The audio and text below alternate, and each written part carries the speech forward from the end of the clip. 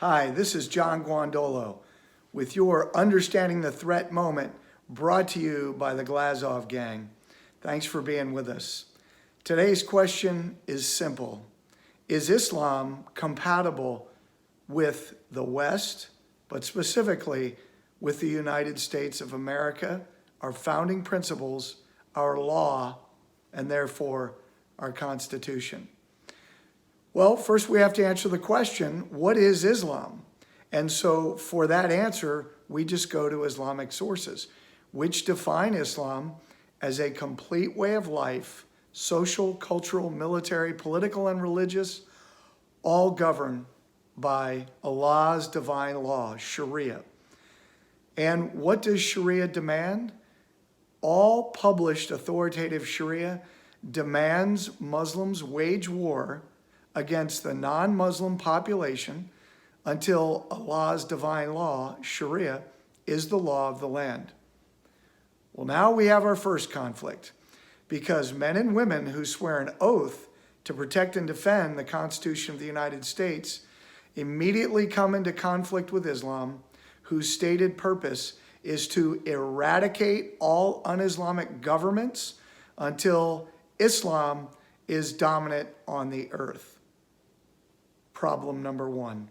At the core level, Islam is hostile to liberty and the law in the United States.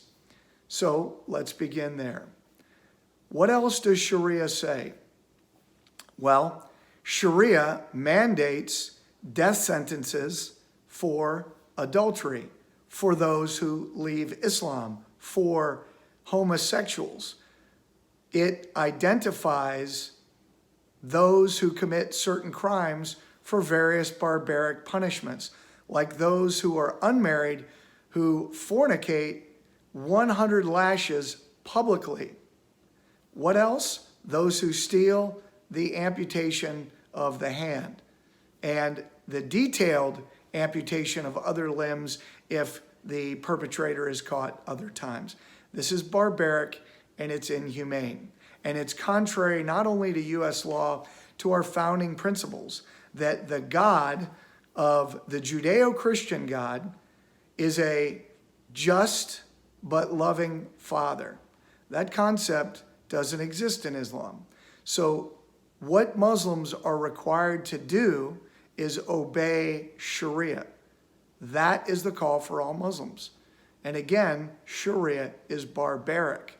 So let's look at freedom of religion, which we have in the United States. For those of you not aware, there is no such thing in the United States as separation of church and state. Those of you who have that flawed understanding of that concept, I encourage you to go to Understanding the Threat store on our website, understandingthethreat.com, and get our episode 5 DVD, which discusses America's founding principles. But freedom of religion is key in America, and it's a sticking point for those people trying to explain the dangers of Islam to other people, because many people view Islam as merely as a religion.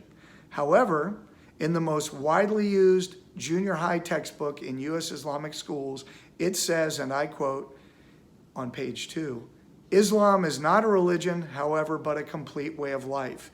That book also says that one of the 3 duties of Muslims is jihad, to war against non-Muslims, that those that die in jihad immediately go to paradise, and that, quote, the duty of Muslim citizens is to be loyal to the Islamic State.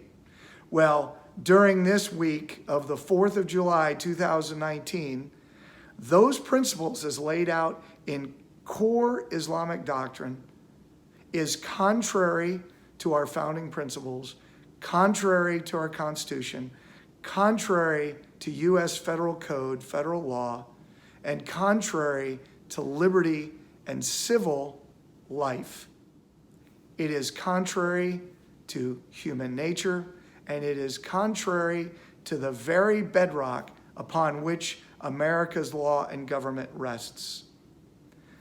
Our first Chief Justice of the Supreme Court, John Jay, as well as many other of the founding fathers, as well as, by the way, a finding in 1854 by the U.S. Congress, the Judiciary Committee to be specific, said that only Christians can hold public office, and the reason for that is clear.